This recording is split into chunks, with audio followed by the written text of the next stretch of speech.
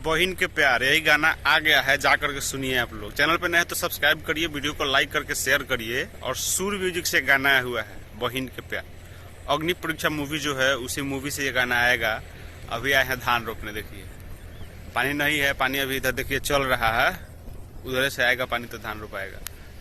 तो अभी सुबह सुबह आए हैं तो अग्नि परीक्षा से गाना आ रहा है बहिन का प्यार। जाकर के आप लोग गाना को सुनिए, गर्दा उड़ाइए। खेसारी लाल यादव और राजनंदिनी इस वीडियो को मतलब गाना को गाई हुई है, खेसारी लाल यादव और राजनंदिनी।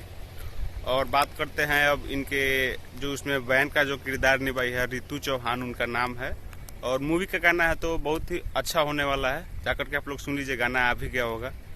तो ये अपने छोटा सा कैसा लगा कमेंट करिए। तो नीचे में है तो सब लोग देखिए रहा है, यही गाना तो पुराना लगता है कि सब लोग ताकने लगता है कि क्या कर रहा है मोबाइल उठा के। तो गाना आने वाला है, जाकर के आप लोग सब्सक्राइब करिए। वीडियो धुधरा हो रहा है, गाय को वहीं पे बरखा का पानी पड़ रहा है, फुहिया रहा है, तो इसके लिए तनी से पोंछ देते हैं।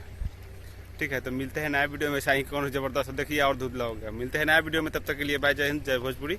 गर्दा उगाड़ करके वीडियो को शेयर करिए, फिर से पोंछ देते हैं।